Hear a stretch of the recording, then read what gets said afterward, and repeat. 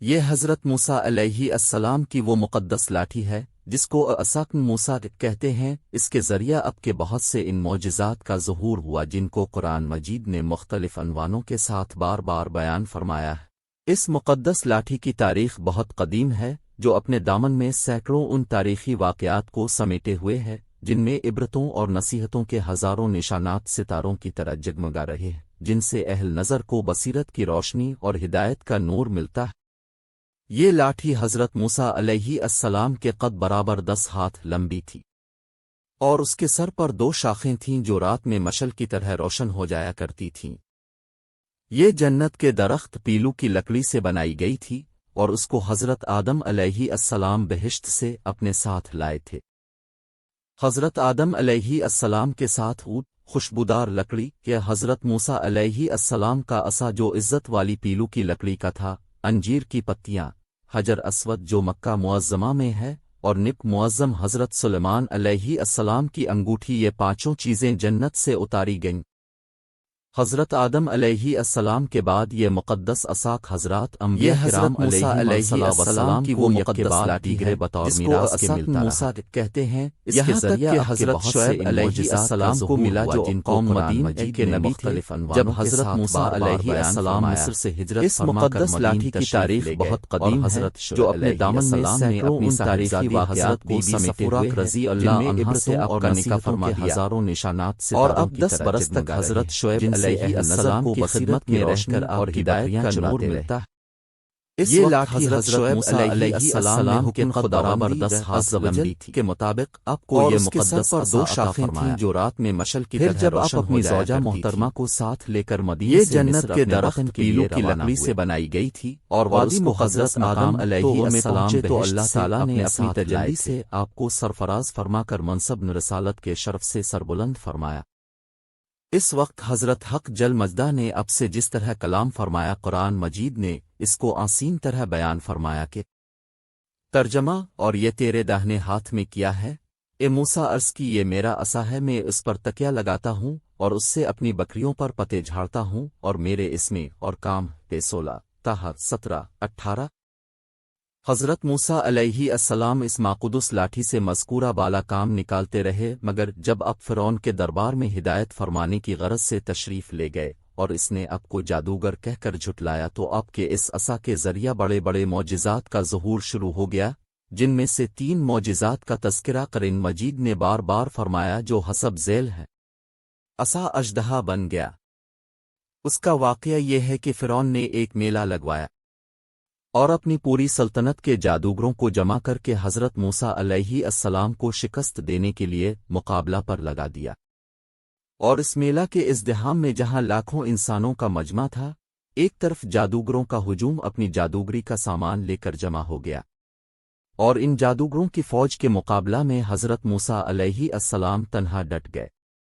جادوگروں نے فرعون کی عزت کی قسم کھا کر اپنے جادو کی لاٹھیوں اور رسیوں کو پھینکا تو ایک دم وہ لاٹھیاں اور رسیاں سانپ بن کر پورے میدان میں ہر طرف پھنکارے مار کر دوڑنے لگیں اور پورا مجمع خوف و ہراس میں بدحواس ہو کر آدیر ادھر بھاگنے لگا، اور فرعون اور اس کے تمام جادوگر اس کرتب کو دکھا کر اپنی فتح کے گھمنڈ اور غرور کے نشہ میں بدمست ہو گئے اور جوش شادمانی سے تالیاں بجا بجا کر اپنی مسرت کا اظہار کرنے لگے کہ اتنے میں ناگہاں حضرت موسیٰ علیہ السلام نے خدا کے حکم سے اپنی مقدس لاٹھی کو ان سانپوں کے ہجوم میں ڈال دیا تو یہ لاٹھی ایک بہت بڑا اور نہایت ہیبت ناک اژدہا بن کر جادوگروں کے تمام سانپوں کو نگل گیا۔ یہ معجزہ دیکھ کر تمام جادوگر اپنی شکست کا اعتراف کرتے ہوئے سجدہ میں گر پڑے اور باوازن بلند یہ اعلان کرنا شروع کر دیا کہ ہم سب حضرت ہارون اور حضرت موسیٰ علیہما السلام کے رب پر ایمان لائے۔ چنانچہ قرآن مجید نے اس واقعے کا ذکر کرتے ہوئے ارشاد فرمایا کہ ترجمہ بولے اے موسیٰ تو تم ڈالو، ہم پہلے ڈالے۔ موسیٰ نے کہا بلکہ تمہیں ڈالو۔ جب ہی ان کی رسیاں اور لاٹھیاں الف نون کے جادو کے زور سے ان کے خیال میں دوڑتی معلوم ہوئیں تو اپنے جی میں موسیٰ نے خوف پایا۔ ہم نے فرمایا ڈر نہیں، بے شک تو ہی غالب ہے، اور ڈال تو دے جو تیرے داہنے ہاتھ میں ہے، اور ان کی بناوٹوں کو نگل جائے گا۔ وہ جو بنا کر لائے ہیں وہ تو جادوگر کا فریب ہے، اور جادوگر کا بھلا نہیں ہوتا کہیں آوے۔ تو سب جادوگر سجدے میں گرا لیے گئے، بولے ہم اس پر ایمان لائے جو ہارون اور موسیٰ کا رب ہے۔ اس 16 تاہا 65 تا 70 عصا مارنے سے چشمے جاری ہو گئے۔ بنی اسرائیل کا اصل وطن ملن شام تھا، لیکن حضرت یوسف علیہ السلام کے دون حکومت میں یہ لوگ مصر میں آ کر آباد ہو گئے اور ملک شام پر قوم عمالقہ کا تسلط اور قبضہ ہو گیا، جو بدترین قسم کے کفار تھے۔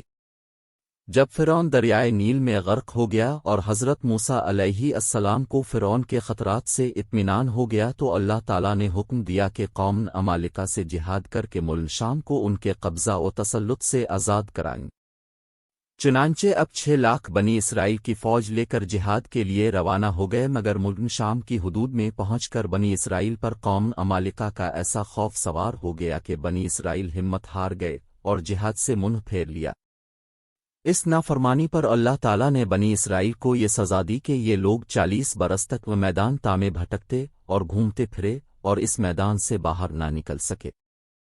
حضرت موسیٰ علیہ السلام بھی ان لوگوں کے ساتھ مانتا میں تشریف فرما تھے۔ جب بنی اسرائیل اس بے آب و گیا میدان میں بھوک و پیاس کی شدت سے بے قرار ہو گئے تو اللہ تعالیٰ نے حضرت موسیٰ علیہ السلام کی دعا سے ان لوگوں کے کھانے کے لیے منو سلغ آسمان سے اتارا۔ مینا شہد کی طرح ایک قسم کا حلوہ تھا اور سلو بھنی ہوئی بٹر تھیں۔ کھانے کے بعد جب یہ لوگ پیاس سے بےتاب ہونے لگے اور پانی مانگنے لگے تو حضرت موسیٰ علیہ السلام نے پتھر پر اپنا عصا مار دیا تو اس پتھر میں 12 چشمے پھوٹ کر بہنے لگے، اور بنی اسرائیل کے 12 خاندان اپنے اپنے ایک چشمے سے پانی لے کر خود بھی پینے لگے اور اپنے جانوروں کو بھی پلانے لگے، اور پورے 40 برس تک یہ سلسلہ جاری رہا۔ یہ حضرت موسیٰ علیہ السلام کا معجزہ تھا جو عصا اور پتھر کے ذریعہ ظہور میں آیا۔ قرآن مجید نے اس واقعہ اور معجزہ کا بیان کرتے ہوئے ارشاد فرمایا کہ ترجمہ، اور جب موسیٰ نے اپنی قوم کے لیے پانی مانگا تو ہم نے فرمایا اس پتھر پر اپنا عصا مارو، فوراً اس میں سے 12 چشمے بہہ نکلے۔ ہر گروہ نے اپنا گھاٹ پہچان لیا۔ پہ 1 البقرۃ 60 عصا کی مار سے دریا پھٹ گیا۔ حضرت موسیٰ علیہ السلام ایک مدت دراز تک فرعون کو ہدایت فرماتے رہے اور آیات و معجزات دکھاتے رہے، مگر اس نے حق کو قبول نہیں کیا بلکہ اور زیادہ اس کی شرارت و سرکشی بڑھتی رہی، اور بنی اسرائیل نے چونکہ اس کی خدائی کو تسلیم نہیں کیا اس لیے اس نے ان مومنین کو بہت زیادہ ظلم و ستم کا نشانہ بنایا۔ اس دوران میں ایک دم حضرت موسیٰ علیہ السلام پر وحی اتری کہ اب اپنی قوم بنی اسرائیل کو اپنے ساتھ لے کر رات میں مصر سے ہجرت کر جائیں۔ چنانچہ حضرت موسیٰ علیہ السلام بنی اسرائیل کو ہمراہ لے کر رات میں مصر سے روانہ ہو گئے۔ جب فرعون کو پتہ چلا تو وہ بھی اپنے لشکروں کو ساتھ لے کر بنی اسرائیل کی گرفتاری کے لیے چل پڑا۔ جب دونوں لشکر ایک دوسرے کے قریب ہو گئے تو بنی اسرائیل فرعون کے خوف سے چیخ پڑے کہ اب تو ہم فرعون کے ہاتھوں گرفتار ہو جائیں گے، اور بنی اسرائیل کی پوزیشن بہت نازک ہو گئی کیونکہ ان کے پیچھے فرعون کا خون خوار لشکر تھا اور آگے موجیں مارتا ہوا دریا تھا۔ اس پریشانی کے عالم میں حضرت موسیٰ علیہ السلام مطمئن تھے اور بنی اسرائیل کو تسلی دے رہے تھے۔ جب دریا کے پاس پہنچ گئے تو اللہ تعالیٰ نے حضرت موسیٰ علیہ السلام کو حکم فرمایا کہ تم اپنی لاٹھی دریا پر مارت دو۔ چنانچہ جو ہی اپنے دریا پر لاٹھی ماری تو فوراً ہی دریا میں 12 سڑکیں بن گئیں، اور بنی اسرائیل ان سڑکوں پر چل کر سلامتی کے ساتھ دریا سے پار نکل گئے۔ فرعون جب دریا کے قریب پہنچا اور اس نے دریا کی سڑکوں کو دیکھا تو وہ بھی اپنے لشکروں کے ساتھ ان سڑکوں پر چل پڑا، مگر جب فرعون اور اس کا لشکر دریا کے بیچ میں پہنچا تو اچانک دریا موجیں مارنے لگا اور سب سڑکیں ختم ہو گئیں اور فرعون اپنے لشکروں سمیت دریا میں غرق ہو گیا۔ اس واقعہ کو قرآن مجید نے اس طرح بیان فرمایا کہ ترجمہ، پھر جب آمنا سامنا ہوا دونوں گروہوں کا موسیٰ والوں نے کہا ہم کو، انہوں نے اللہ موسیٰ نے فرمایا یوں نہیں، بے شک میرا رب میرے ساتھ ہے، وہ مجھے ابرا دیتا ہے۔ تو ہم نے موسیٰ کو وہی فرمائی کہ دریا پر اپنا عصا مار، تو جب ہی دریا پھٹ گیا تو ہر حصہ ہو گیا جیسے بڑا پہاڑ، اور وہاں قریب لائے ہم دوسروں کو اور ہم نے بچا لیا موسیٰ اور اس کے سب ساتھ والوں کو، پھر دوسروں کو ڈبو دیا، بے شک اس میں ضرور نشانی ہے اور ان میں اکثر مسلمان نہ تھے۔